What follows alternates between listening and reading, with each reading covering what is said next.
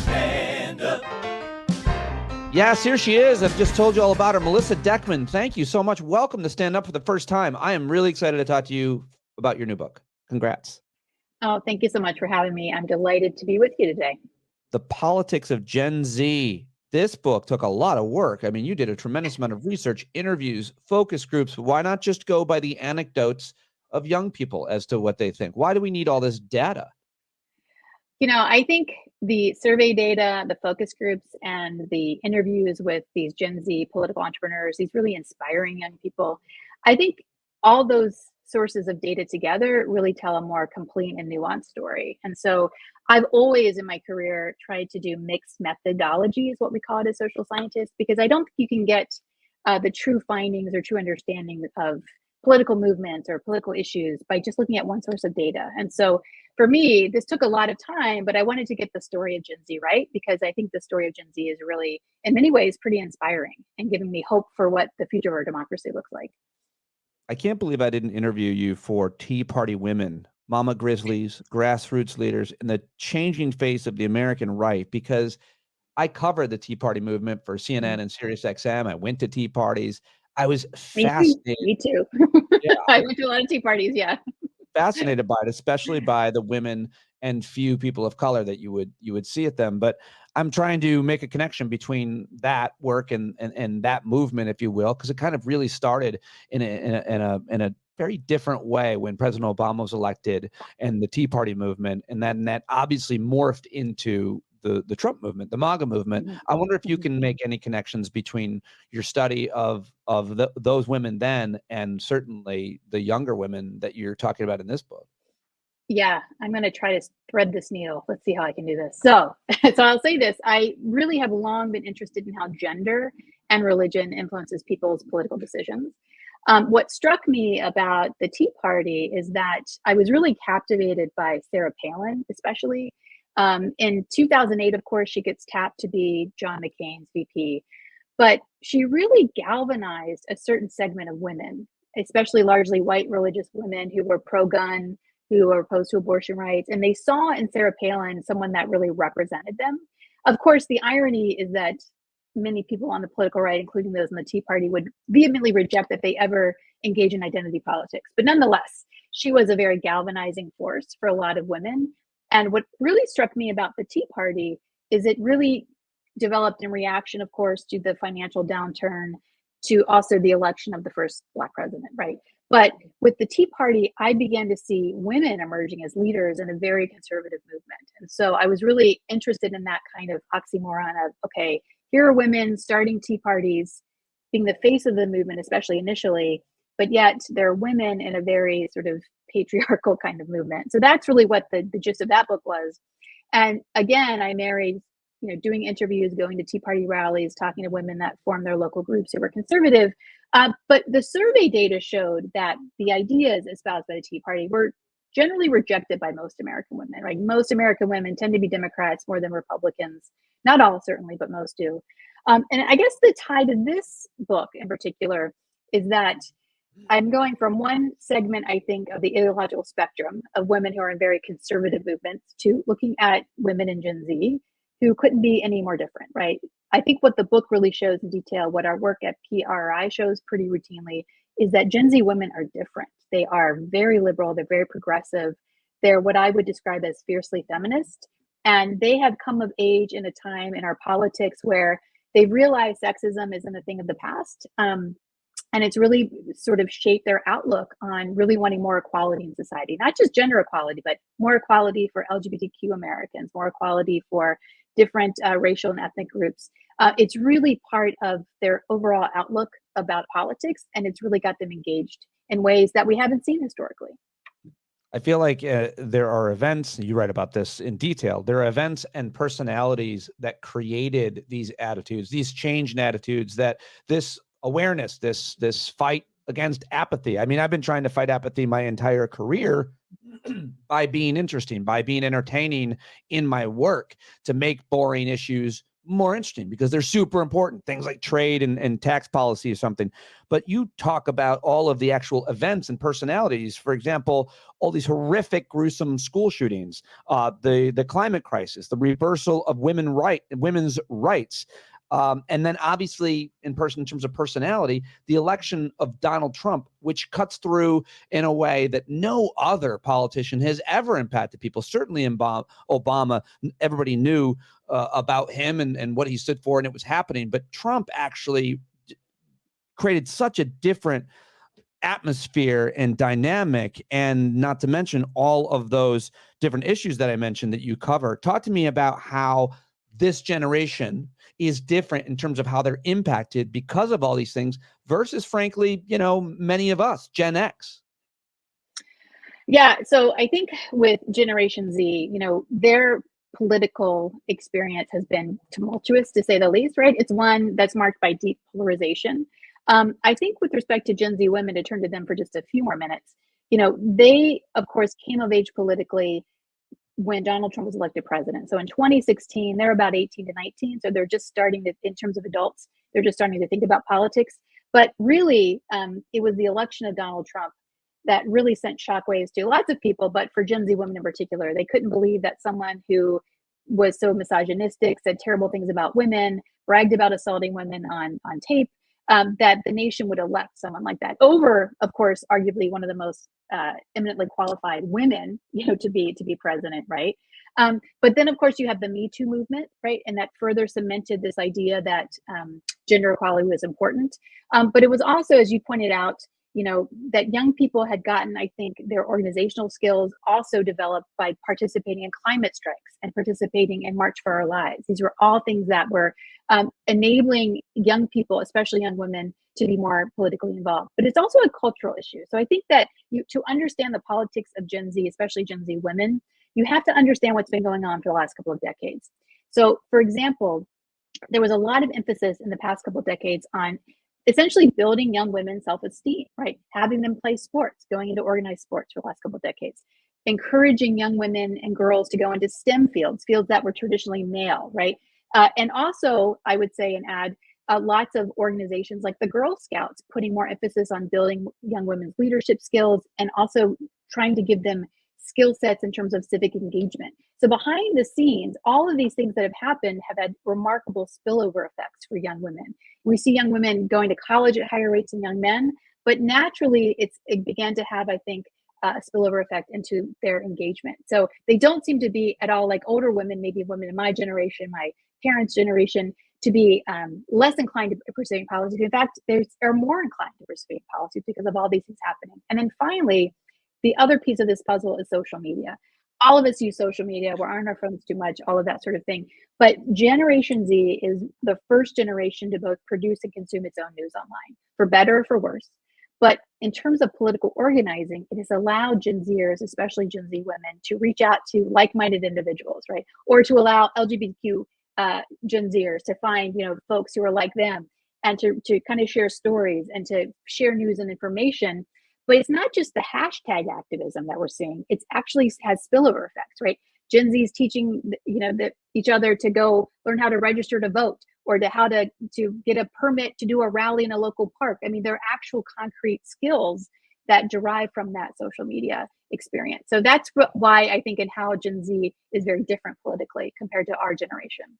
Yeah, and the generation previous, because when I'm reading your book, I just started thinking about how you'd be at a barbecue, social event of any sort, more likely that politics would be the subject. The men, who we always self-segregate still by gender, would be talking about. It's a man subject to be interested in and talking about. That is obviously no longer the case for any generation, I would argue. Everybody kind of understands, but more likely, women are far more engaged. And what you're saying now is younger women are even more engaged than men are. So someday at the barbecue, it might be more likely that women, or today, are talking about political issues than men are. It's completely reversed, or the trends have changed because of so much of what you said. And I think that makes such a difference in the outcomes of politics, because if women are interested and they're engaged, and they're running for office, what does that mean for the country and for women and for their generation? I guess it means a lot. You try to answer that.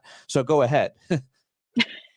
No, I think that's really, really important. We didn't even get into what I talk about in the book is the role model effect. So we know Oh, that yes, generations yes. of Do political that. science, yeah. Yeah. So generations of political scientists have looked at data showing that when young women are exposed to and girls are exposed to women as candidates, they're typically much more likely to be interested in politics. And again, you're right that historically politics has been the province of men. We still have a gender imbalance when it comes to running for office. Women are still a lot less likely to run for office today than men. Although when they run, they typically do well. They tend to win at similar rates, right?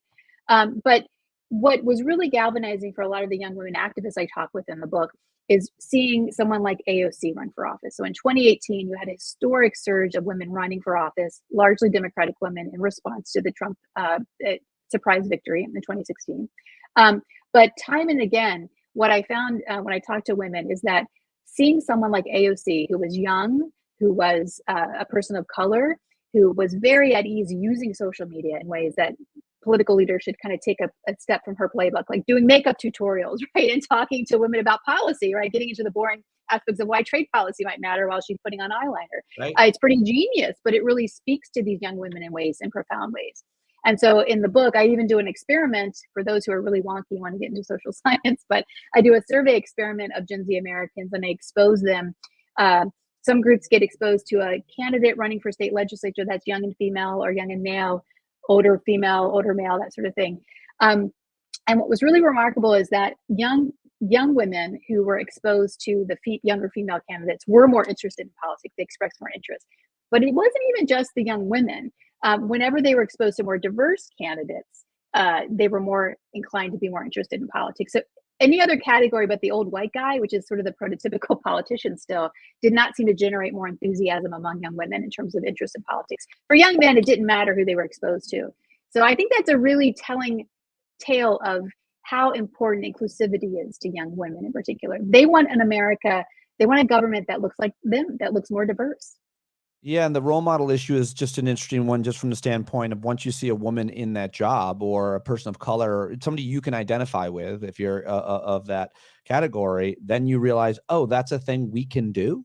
I thought we weren't allowed, or I thought there wasn't opportunity, or I thought I don't want to be the first one, and so on. But there have been so many influential, effective women, as you talked about, AOC. Seeing Hillary Clinton lose and Donald Trump win was just earth-shattering for so many of us, including my family. I mean, I told my daughters on election night when they went to bed that tomorrow they'd wake up and there'd be a woman president. And it wouldn't have been the worst thing in the world if the man elected wasn't the worst man, for a lot of reasons, but certainly when it comes to women. He'd been accused by dozens of sexual assault, and obviously when it comes to policies that affect women, like women's reproductive rights, much less just his rhetoric and the way that he talks and carries himself.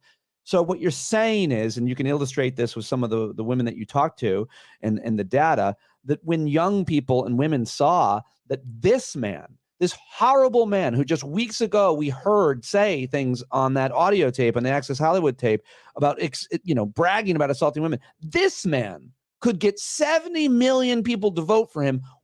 I covered the Women's March in D.C. the next day after the inauguration. You couldn't move. There were so many. Those marches took place in cities all over the country. The backlash to his election is a result of him being who he is. He wasn't just some man. He was the worst of men. How does that animate young women and the rest of us to see who we really are? I always hate when politicians say, that's not who we are. Sure it is. It is who we are, sadly.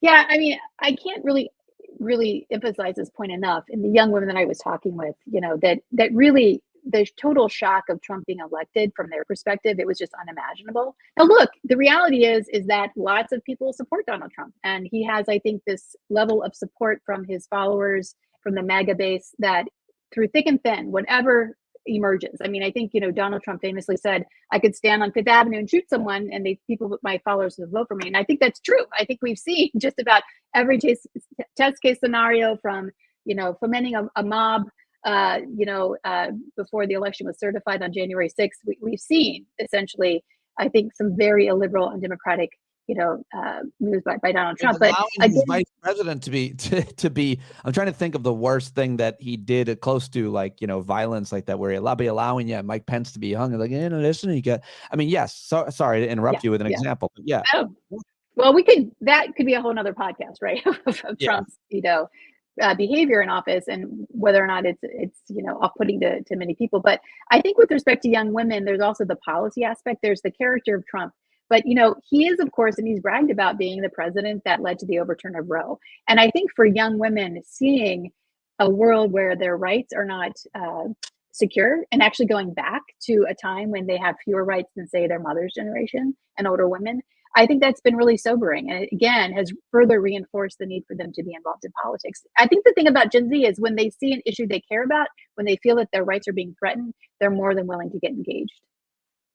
You're the CEO of the nation's leading nonpartisan research institute, Public Religion Research Institute. And obviously, religion plays a huge role in everything you're talking about, and including this book. But it would seem that religion plays an increasingly weaker, lesser role for all Americans' life. Talk to me about the role of religion. We'll stay with women, and then we can, obviously I haven't talked about women of color, people of color, really, Gen Z yet, much less LGBT and other identities that young folks have. But just talk to me, wherever you want to go with religion's role in young people's lives as it plays out here. Mm-hmm. Yeah, sure. So we recently just released at PRRI our American Census of American Religion. And we track religious demography. And the fastest growing group in American religion are people that are not affiliated with any religion. The religiously unaffiliated, or the nuns, is something we often use that term shorthand, the nuns. And of course, what we find, not surprisingly, is that younger people are a lot less likely to identify with a religion. Gen Z is the least religious demographic out there. Millennials, too, are pretty close, though. But essentially, one of the ways this actually links to the politics of Gen Z is that we find among young people who have disaffiliated, we ask why people leave religion. And for younger people, it's really organized religion's treatment of LGBTQ Americans that has led many of them to leave church, right? And so there's a sense that religion treats the folks that we love, of who we are, very, very badly. And so they're not willing to stay in organized religion because of that. Of course, the reality is that many faith traditions, in fact, embrace queer people.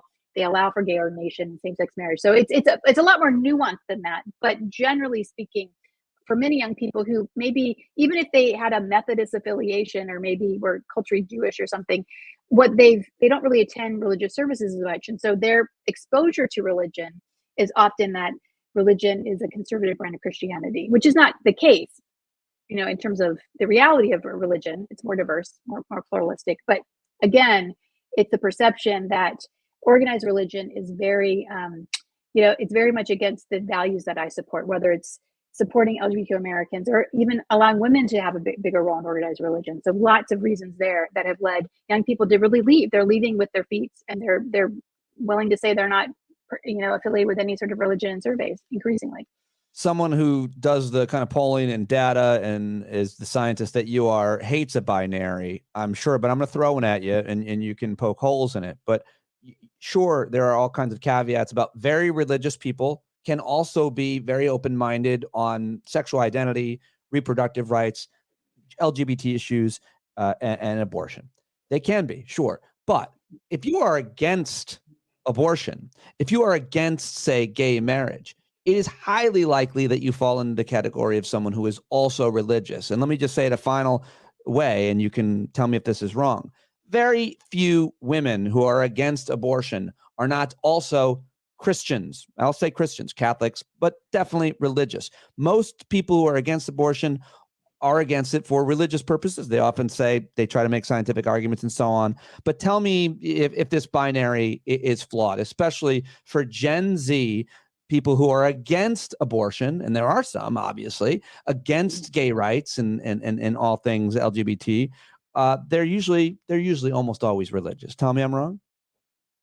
I think that's probably a fair assessment, right? Because I do, in fact, in my book, interview Republican women who are Zoomers. And by and large, I think part of what keeps them Republican is that they oppose abortion. And they're young women of deep faith, right? So I think that, again, no generation is monolithic, but I think you're onto something. We find consistently in our data that people who tend to oppose abortion or tend to oppose same-sex marriage or rights for LGBT individuals really tend to be far more religious, and that's very true. And they're far more likely to identify as or to be categorized as endorsing Christian nationalism. That's something else we tended to Right. track here at PRRI as well. So yes, I think religion certainly colors the viewpoints of Americans in terms of religion. So if you're more religious, you tend to be more likely to oppose abortion. That's pretty clear in the data. The other issue, which is not always so clear what we're talking about, but whether it be JD Vance or the Kansas City Chiefs kicker talking to a group of graduates at a college, granted Christian college, but still women who had gone to college, not all women, but they were there. And they're talking about gender roles and talking about the women's role in the home and in society and so on. I mean, that's got to turn off young women, most young women, including a lot of religious women who are looking for a career or for work. Not all, but just those gender roles and the idea of them being brought back by in popular culture is kind of shocking and fascinating, in my opinion, terrifying. But how does that play out? Just the gender role attitudes of policymakers, much less leading cultural figures. Yeah, I think in many ways, I argue that I don't think the current incarnation of the GOP can be doing more to alienate young women voters than they are now in lots of ways. And so it's really interesting, though, if you think about it, you have Trump and sort of what some people have called the barstool conservatism, right? This idea of, well, women are too touchy and we can't say jokes about women, and they say they're being harassed and we just want to, eat at Hooters and live life at how, women are supposed to be treated in this particular area. There's that kind of sexism. But with JD Vance, you have, I think, really a more, frankly, dismissive view of women, what women are capable of, right? So essentially women's highest vocation should be mothers and daughter and mothers and homemakers, or that the whole childless cat lady thing. We can talk about that too, but really it's a very dismissive view of what women are capable of. And so the current incarnation of the leadership of the party right now, I just are doing everything they can, I think, to be off-putting to a lot of women today. But really, gender roles is really important. I think understanding attitudes about gender is really key to understanding a lot of political behavior in this country. One question we have at PRI that we ask all the time is, do you think society's become too soft and feminine? And knowing people's response to that has tremendous predictive power of how they're going to vote or what they're going to support. I'm sorry. And we find, the question, do you society think as become too soft and feminine? Yes. By the way, I have to take a moment for a live read. Folks, if you like soft and feminine, you'll love Stand Up with Pete Dominick. Now, I try to act strong and masculine, but if you get to know me, not the case. Wow, that's fascinating. Yeah, I'm sorry. Go ahead and talk about what that, I don't even know quite what that means to people when they hear it. Well, I think, what you're seeing in this current election cycle, who would have predicted this, I think, with JD Vance being added to the ticket. And then we can talk about Tim Walz, which I think is really also interesting. Sure. This added dimension of how we are perceiving masculinity in our society. And because it's actually in direct response, I think, to young women gaining more success in our culture. Again, culturally, we've been, I think, promoting success for young women. This is I think, really tremendous. Title IX, for example, is one of these incredible pieces of legislation that has paid dividends over time in terms of getting women equal access to sports or to higher ed, those sorts of things. But the flip side of that equation, right, is that comparatively speaking, there is a lot of data showing that young men are struggling in society, right? They're less likely to go to college. Have higher rates of suicide. They have higher rates of drug overdose. They're less likely to be employed than their parents were, their father, their grandfathers were at their age. So there are ways that young men are struggling. And I don't think the political left has necessarily done a good job of reaching out to those folks, but the political right is trying, I was one of them. I mean, I focused so much on women and girls and their issues my entire career in media and obviously as a dad. And I hate when people say, oh, you only care about girls' issues because you should care about them just because. And I'm like, well, yeah, but also because I have daughters. That's the truth. But the truth is, I mean, you have two sons, and I've interviewed Richard Reeves, the author of Boys and Men, Why the Modern Male is Struggling, Why It Matters, and What to Do About It. And I think you're absolutely right. about, it's a very hard needle to thread and to talk about, but about where the left has been on the issue. And it's a really important discussion that a lot of folks are starting to have, but it's very, very true. And it's a problem. If we want to advocate for women and girls, we need to understand how men and boys are struggling and suffering at all ages. Sorry, I just had to mention that there. Yes, for sure. No, and Richard Reeves does really, really important work, and I think he's helping to lead this important conversation. But getting back to sort of the right, I think the right has seen that there is, a lot of uncertainty with young men. Maybe some men are struggling. They don't really know their place in society and how to kind of navigate all these new different gender dimensions. And so their response is someone like Senator Josh Hawley writing a book called Manhood, right? And so there's a narrative that, the left has waged a war on toxic masculinity and men are the problem. And so, but rather than offer any sort of policies that might help men get ahead in some ways, it's really about beating up on women in the left. And so, and of course, you just go to the manosphere, right? You go to those social media influencers like Andrew Tate and others, and the problem is all about women. Women have stepped out of their roles. They're not really doing what they're supposed to be doing, and men's problems really essentially is at the root of women. And so I think in terms of looking again at soft and feminine, right? I think getting back to that measure, I'm going to go back to that loop here.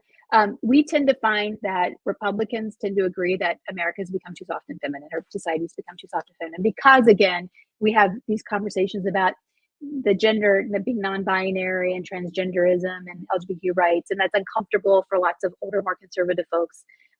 And so in their mind, I think that's what they mean by America becoming too soft and feminine. But of course, with Trump, you have this hyper masculinity that he's talking about. We saw it at the RNC convention, but these are things he's talked about really since day one.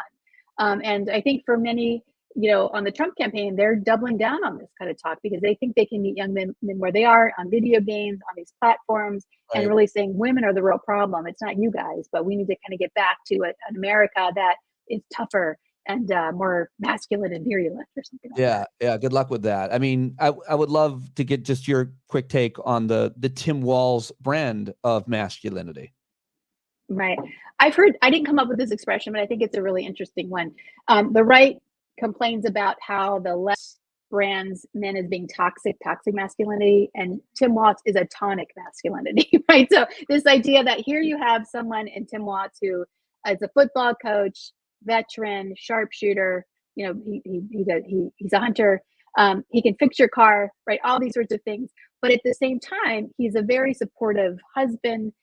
He doesn't appear to be threatened by women's success. And the fact that he's taking on this role as the number two and cheerfully doing it and talking about how great it is, I think it presents a man who's is comfortable in his own masculinity in ways that I think the far right just doesn't know how to handle. And they haven't been able to get a grip on it, I think. In some One of the hardest issues for men of a certain age and men of all ages, if you will, to deal with and that we talk about is talking about your feelings. There's all kinds of memes and jokes about talking about your feelings, and this generation talks more about their feelings and all of that. And I want to tie another issue that you write and know a lot about, that I've been in the fight in the school board, which is there's this very deep concern about what gets taught in our schools, specifically when it comes to race. And we can get to that now. It's all intersecting, obviously. But you'll hear a lot of people on the right say, I don't want my kids, my white kids, they're talking about, to feel bad when they learn about what white people have done. And I'm always saying to myself, aren't these the people that say never talk about their feelings? And you don't want your kids to learn a thing. And what I've said that did not make anybody happier and certainly didn't bring anybody together at the board meeting is, if your kids feel bad when they learn history about their whiteness, you're a shitty parent. Like, talk to your kids about it and talk about their feelings. They don't need to feel bad and guilty, and they can feel really good if they create more opportunities and do the right thing now and so on. But tying all together, the fight in schools to not teach things, the feelings issue, and obviously when it comes to white people having their feelings hurt, white people being the victims, what about our feelings, Melissa? I don't want to talk about your feelings, but I will say this. This is direct therapy. So my earliest book was about the Christian rights attempt to take over school boards across the country, Yeah. and which was actually more nuanced than that again. But one of the things I found then is that when conservative Christians were elected to school boards and had an agenda that was overtly religious, like one school district that where conservative Christians ran, and this is in the 1990s, this is the heyday of the Christian Coalition and Pat Robertson and Ralph Reed and all that. They often overreached, right? So like one school board decided we can't offer free school lunches anymore because that's a usurpation of the role of the family, right? This is communist socialism, all of that sort of thing. And most people in the community were like, that's not good. And they got booted out in the next election cycle, right? So there's a tendency to overreach here. But I think when it comes to schools and education, it's really about cultural change. Who gets to define our history? Who gets to define who is really an American? Who gets to define, the American story? And I think the good news is even in our own data, we find at PRRI that the vast majority of Americans say, look, we should teach the good and bad of American history, right? Yeah. So this is something that's most Americans would agree with. The devil's always in the details, right? But the reality is we have a country that is becoming far more racially and ethnically diverse. And Gen Z, I should point out, about 1 in 2 are non-white. Gen Zers are non-white, right? So that's profoundly influential in coloring their views and their priorities. But, in schools, it's about, and really, I think this attempt is really trying to turn back the clock in some ways, right? In terms of older white Americans who are seeing a country that is less religious, that's more racially and ethnically diverse, that is more queer, that is really going beyond these kinds of ideas of a strict gender binary or the ideas of what women's and men's roles should be, right? And so those things are very uncomfortable to them. And I think that's kind of the through line here, is that they recognize that through schools and through curriculum, we can maybe try to change what kids are learning. But here's the thing, in the 21st century, when most kids are on their devices nonstop, they're learning from each other, right? I think it's a red herring when they talk about the universities and colleges, having this liberal indoctrination happening in schools. And I was a college professor for 20 years, and I can tell you that they weren't listening to me necessarily. They weren't even doing the reading for class, whether it's controversial or not. Yeah, but they are learning from each other. They're learning from each other. The best example of that, as gross as it is, I just interviewed Amanda Jones, who's a librarian, wrote this amazing book. We had the same exact accusation levied against us, and we've heard it around the country, but saying to me at board meetings on Facebook, you want to teach 8th graders about anal sex. And they're referring to the fact that sex ed is taught in 8th grade. I'm like, first of all, what year is it that we're talking about whether or not sex ed should be taught? But second of all, when they say you want to teach 8th graders about anal sex, I'm like, to your point, every 8th grade boy knows about anal sex. It's the majority of their jokes. And it was before the internet when I was in 8th grade in the late 80s. Like the idea that we're teaching them about anything other than how to be responsible, the dangers of anything around sex, versus that they're for the first time learning about it from us, is the greatest red herring. And it's real disgusting to think that you're teaching it, much less. But the idea is to illustrate your point. They already know. They talk to each other on the bus in the old days, and now on their phones all day long.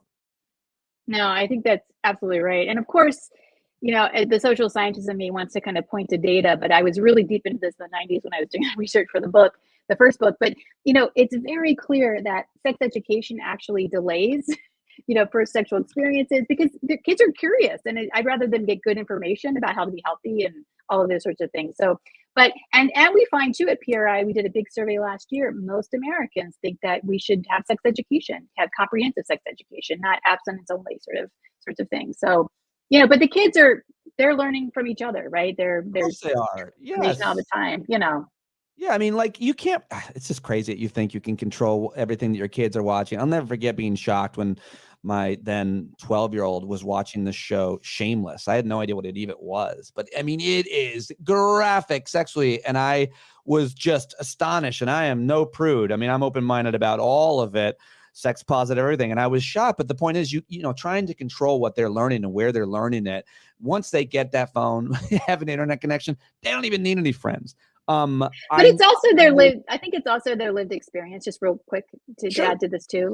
So a lot of what you're seeing in red states, is one trying to, Oklahoma, like now we're going to have the Bible be taught, but that's a whole other conversation. But on sex education in particular, right? Or we can't have themes about gays and lesbians in schools. But the big brouhaha in the 1990s, there was a book called Heather Has Two Mommies. And so the conservative Christian organizations were up in arms that we're going to expose our kids to these, these alternative and families, right? And the reality is that the lived experience of Gen Z, 1 in 4 Zoomers are queer. Many of them, know same-sex couples. They have parents who are same-sex. So it's like the reality of people's lives is not getting reflected in the schools. And so to think somehow just banning a conversation about it is going to change that is really, or posting the 10 Commandments in a classroom is suddenly going to change people's lived experiences is not going to happen. Really, really important point. I mean, just from the standpoint of when I guess I was in my 20s, Will and Grace, Ellen DeGeneres, and other pop culture figures just normalizing homosexuality in that case. And so then, if you know somebody at this point who's got 2 moms or 2 dads, it's hard to obfuscate that. And that's why they homeschool.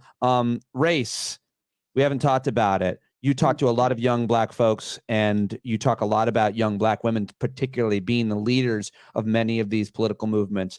Tell me anything you want about how that intersection of young Black women, especially, and why. Yeah, so there's a term called intersectionality that you may have heard of before, but this is like the idea that for young, well, really just for any Black woman, right? They have grown up in a world where not only that they're women, but they're racial minorities. You can say the same thing about Latinas or any kind of group, or LGBTQ Zoomers who are of color. So the idea is that with these multiple identities, I think their perceptions of the world are different, but they're also heightened about, how unique pressures face them. I we see it writ large in talking about Kamala Harris, right? Being both Black female and what that might mean for her candidacy.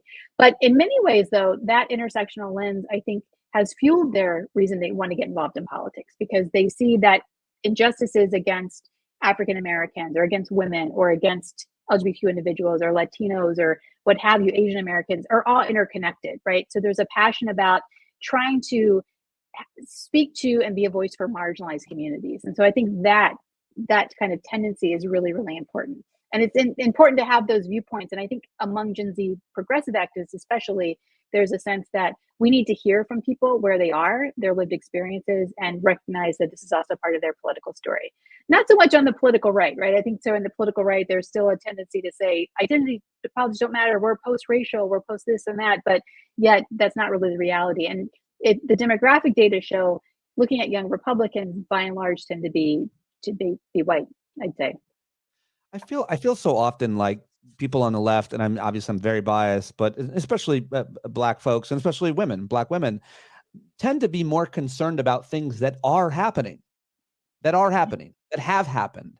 And I'm generalizing here, but people on the right tend to be very concerned about things that aren't happening, as a matter of fact, or that aren't going to happen. And the consequences disproportionately fall on women of color on so many different public policies. But January 6th was a revolution about a thing that didn't happen. A stolen election didn't happen. And yet these people risked their lives, and thousands of them went to jail for that lie. Whereas Black women are absolutely more likely to be hurt by these anti-abortion laws. And it's actually happening to them, which I would try to connect the dots to all of this. You have the data for it. Why they take action. Because it's happening. They're living through it. And obviously their parents in history and what they learned about that, from women's suffrage to civil rights to human rights. Okay. Tell me more. And I would add too, I think that's very, very true. But I think too that many of the young activists of color I spoke with, are very cognizant of that gun violence, right? The mass shootings are terrible and horrific. And we talk about Gen Z being the lockdown generation. And the March for Our Lives movement was critical to, I think, really giving young people, young progressive activists, the tools to learn how to organize in other areas. But, many of the young women leaders that I talk with who are African American say, look, I care about, gun violence because this disproportionately influences my community in ways that it doesn't for white folks necessarily, right? I talked to one organizer who started the chapter of March for Our Lives at Howard, she's like, I can't believe this isn't here at Howard University, because we know that African Americans are disproportionately more likely to be victims of gun violence. And so there is, I think, a direct tie-in to that, those lived experiences, in ways that you know, you don't necessarily see on the right, among young activists on the right. I think with the right, it's always the fear. It's a fear-based kind of, it's grievance and fear, right? Like fear of what could happen. It's really these changes that they're seeing that they're uncomfortable with. Yeah, the changes, but like, why are they not afraid of being shot in their schools? I wish they wouldn't be. No. And it's absolutely actually not that likely. Even with all the gun violence, you're far more likely to suffer violence in some other type of gun. You know, suicide is obviously a higher thing. But specifically, why are they not more afraid of climate? You write a lot about that in the book. And why are certain people, we're you know, some of us are paralyzed with anxiety part of the time thinking about climate. And it would be nice. I just saw a comedian doing this bit. Wouldn't it be nice to have to not worry about it because you don't think it's happening? So they're not worried about the things that are happening, it would seem, or are going to happen. Well, I think it's always sort of what, you know, conservatives and liberals prioritize in lots of ways. I think for many conservatives today, it's more the culture, right? And even so, we did a big study last year on climate change, like the role of religion, examining attitudes about climate change. And really, it's more of a partisan issue. So even a majority of Republicans might say, well, the earth is getting warmer. I can concede that, but they refuse to concede it's man-made, right? Or to come up with solutions that would require any sort of sacrifice, you know, and instead they're more concerned that Kamala Harris is going to take away their gas stove or not let them eat meat, which none of those things are happening, right? But you know, nonetheless. But I think whereas younger people are far more aware, and because they're more educated about it, that climate change is real, that it's man-made, that there are actually changes we can make that will mitigate those, but we have to do it fairly soon, right? And because there might be, you know, disastrous consequences going forward. But they're very cognizant that it's infecting them, their generation, in ways that it's not going to affect older Americans, because they're going to have to live with all the consequences. And that's actually inspired them to get more involved in a lot of ways. I think also I answered my own question when I think, well, you know, a lot of people are simply think that they're safer having a gun than not having. Completely. Pretty easy. They are. And of course, the data show that's not really necessary, but there's this kind of narrative, right? Yeah, I've always said I love shooting guns. I've often wanted to have a gun in my home, but there's reasons that I don't have a gun. The main one being, God forbid, an accident. And I've had some dark times and drank some whiskey. And that's when a lot of people just kill themselves, when they're drunk and making a stupid, you know, choice that they wouldn't have made the next day. It's a bad idea to have a gun in your house for a lot of reasons, which is why I don't. Statistically, what could be worse?